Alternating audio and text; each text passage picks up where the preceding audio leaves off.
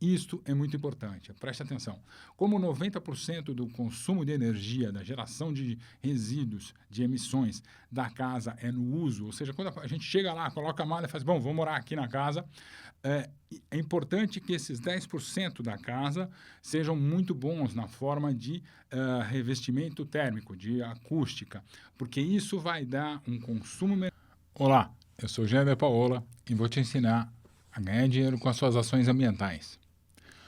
No programa de hoje, eu vou falar sobre análise de ciclo de vida em construções, casas, prédios, apartamentos de moradia. A importância de fazer análise de ciclo de vida nesse tipo de construção é porque essas construções elas emitem 1/3 de todos os gases do efeito estufa emitido no planeta. E elas consomem 40% da energia do nosso planeta. Então, segundo os órgãos da ONU, essa é a área do conhecimento humano onde é mais importante, ou seja, mais provável que a gente consiga uma redução tanto do consumo quanto das emissões. Sabendo disso, um grupo de pesquisadores do MIT que está nessa área, fez uma revisão dos artigos que estão na literatura, para que eles pudessem entender o que está sendo estudado no mundo. Isso acabou virando um fato interessante, porque quando eles pegam o planeta inteiro para estudar, ou seja, pesquisadores de todos os lugares, de todos os países, esses pesquisadores acabam procurando problemas locais que resolvam o problema deles. Vou explicar.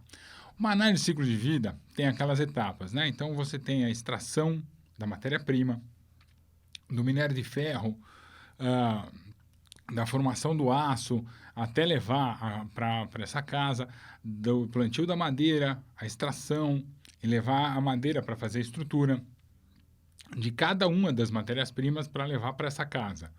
A partir daí, essa casa foi construída, se gastou energia e tal, veio material, cabos, a parte de louças sanitárias, tudo isso e você fez a casa. A partir daí, você tem o uso da casa por 30, 50, 100 anos e depois a demolição. Então, essas são basicamente as etapas, de uma maneira bem geral, as etapas de ciclo de vida de uma construção, pode ser um prédio, pode ser uma casa. Repara que, olha a quantidade de variações que a gente pode ter. Grupos estudaram só uma parte disso, só os materiais, a energia gasta nos materiais, a quantidade de CO2 gasta só nessa parte de extração. Outros estudaram o uso da casa, que é a parte que é mais importante, onde tem o maior consumo de energia, deixando para lá a parte da demolição, e outros estudaram toda a construção. Além disso, grupos estudaram tempos diferentes da casa. Então, alguns grupos falaram assim, não, o importante é estudar até 40 anos, outros até 50 e outros até 100. Então, a variação de estudo, de vida de uma casa variou entre 20 e 100 anos, com a maior parte dos estudos entre 35 e 50, onde os grupos que estudaram, os pesquisadores, falaram assim, não, essa é a parte que interessa mais e fizeram isso. Além disso, se você pensar, então já existe essa quantidade de variáveis, cada país tem um jeito, um consumo de energia diferente para aço, para madeira, para o piso, e aí os números vão variando de um estudo para o outro. Então, a gente tem as variações referentes ao tempo de uso, referentes à forma ou energia gasta para isso, e, finalmente, para completar as dificuldades de você conseguir conciliar todos esses estudos, a energia. Repare que em cada país você tem uma matriz energética diferente. Sendo assim, tem países que tem um consumo maior de carvão, o outro de energia hidrelétrica, como o nosso caso, que é por volta de 60%, e tal. Outros com energia nuclear, como a França. Então, isso faz com que o consumo de energia ao longo da vida seja diferente. Então, os estragos, né, os impactos ambientais de cada uma dessas diferenças acabam acarretando uma diferença no relatório final. Bom, esses cientistas, esses pesquisadores, então, decidiram juntar isso e tentar conciliar todas essas informações para ver o que existe no planeta sobre isso. O que eles fizeram, então, foi fazer isso, procurar entender quais são essas variáveis de um trabalho para o outro, de maneira que eles conseguissem fazer um conjunto de dados, ter um conjunto de informações que seja interessante de você analisar. Foi a ideia desse grupo de estudo. Bom, um dos maiores problemas desse estudo foi que, quando eles foram fazer a parte principal, a parte da construção da casa, a parte importante dos dados eram dados comerciais. Então, a empresa falava assim, esse aço vem de tal lugar, ou esse tijolo vem de tal lugar, ou essa telha, ou essa cerâmica vem de tal lugar. Então, a partir de um certo ponto, quase todos os trabalhos pegaram dados comerciais. Falaram assim, isso veio de tal lugar. Eles não foram atrás dessa informação. Então, você tem uma incerteza muito grande nesse ponto. A partir desse ponto, porque não teve ninguém indo lá estudar. Então, esse foi um dos problemas encontrados. A outra é a projeção de consumo ao longo dos anos. Então, determinados grupos falaram assim, olha, é melhor a gente estudar até 30 ou 40 anos. Outros grupos, como, por exemplo, o pessoal da Nova Zelândia, falou assim, não, minha casa eu vou projetar para ter 100 anos. Quando você tem essa diferença do tempo de uso, você tem a diferença dos impactos gerados ao longo desse tempo todo.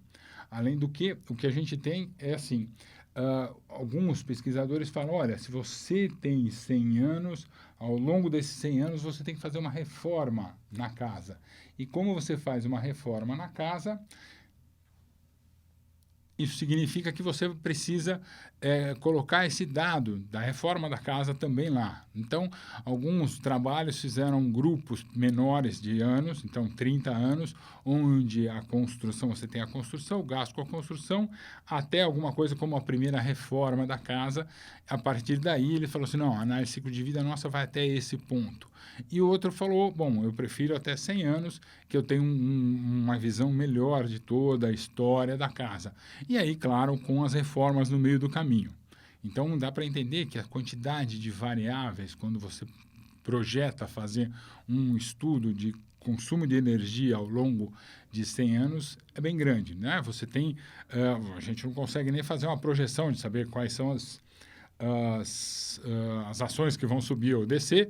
Então, imagina como é que você sabe o que vai mudar no país, na matriz energética, no grid de energia de um país em 100 anos.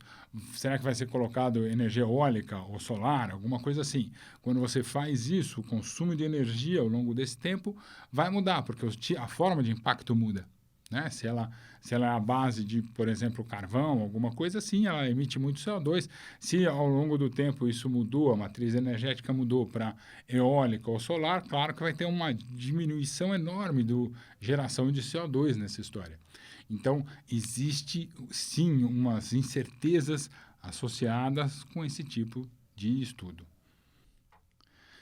Então, esse trabalho do MIT, que teve um número de papers pequeno, mas conseguiu separar e abrir 66 formas de habitação diferentes, casas, prédios, essas coisas, eles levaram em conta, então, que no final da vida, alguns desses artigos, ou seja, quando a casa terminou, a última etapa de vida dela vai ser a demolição.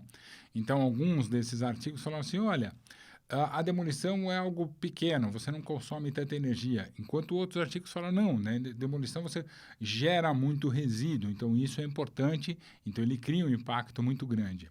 Dessa maneira, vários itens ao longo de todos os trabalhos são muito diferentes uns dos outros. Então, eles foram escrevendo e mostrando como não é fácil fazer isso para todo mundo, fazer uma união desses trabalhos. Então, esses artigos, esses 23 artigos, quando você abre eles deram em 66 formas de habitação diferentes. Né? No artigo, por exemplo, da Nova Zelândia, eles estudaram 3 formas de casas diferentes. Então, um artigo pode dar 3, 4, uma forma de casa, forma de residência diferente.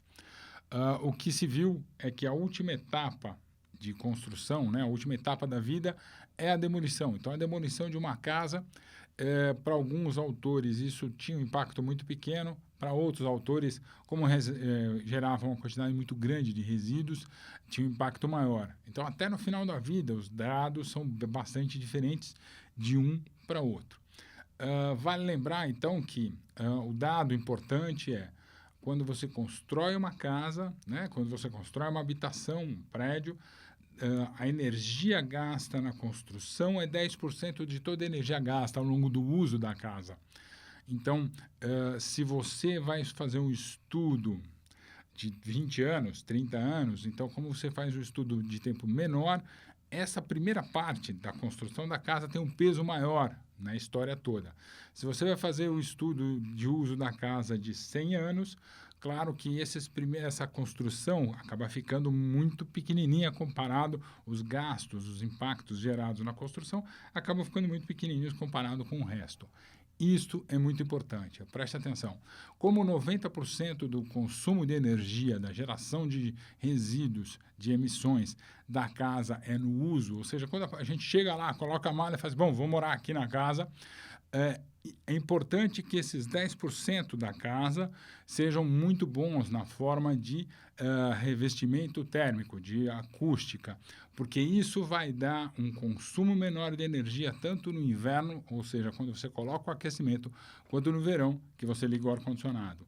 Então, esse é um ponto importante. Como 90% do consumo de energia da casa e da geração de CO2 é ao longo do uso da casa, você criar uma casa, você fazer uma casa que tem um tratamento térmico melhor, ela é muito melhor ao longo de toda a vida da casa. Isso é muito importante. Então, como é que a gente consegue ver esse consumo, né? A gente vê da seguinte maneira. Nos Estados Unidos, que é um país já estabelecido, onde as pessoas já estão lá e elas têm um padrão de vida bom, o consumo de energia das casas por casa, para aquecimento e resfriamento da casa, ar-condicionado, é muito menor ou cresce muito menos do que em países em desenvolvimento. Em países em desenvolvimento, os últimos 20 anos teve um consumo dentro da casa de mais de 140%. Então, o consumo de energia das casas, como as pessoas estão acendendo, tendo mais dinheiro, elas compram ar-condicionado, elas compram aquecedor, então o consumo de energia foi muito maior nos últimos 20 anos do que nos Estados Unidos, onde a população já está bem estabelecida. E ainda, né, nos Estados Unidos, as casas já têm um conforto térmico muito melhor. Historicamente, elas já têm um conforto térmico muito melhor. A gente vê aquelas construções com madeira, né, com estruturas de madeira e as placas, né, de drywall em volta. Isso faz com que o conforto térmico da casa seja maior do que, por exemplo, uma casa de tijolo, como é o caso que a gente tem no Brasil. Então, as casas de tijolo, as casas construídas dessa forma, têm um conforto térmico muito pior. Então, se você vai gastar energia, vai ligar o ar-condicionado, vai ligar o aquecedor, nesse tipo de residência, você tem uma perda, né, muito maior e você consome muito mais energia do que lá. Então, se você imaginar que 90% do consumo de energia é na casa, essas casas geram muito mais, elas consomem muito mais energia do que uma casa que já é termicamente bem bolada, bem estruturada para isso. Esse é o ponto. Então, estudar e gastar esse dinheiro no começo da vida da casa para que ela tenha um conforto térmico melhor, garante os 90% de consumo de energia de toda a vida da casa. Esse é o ponto. Eu sou Gianni Paola e vou te ensinar a ganhar dinheiro com as suas ações ambientais.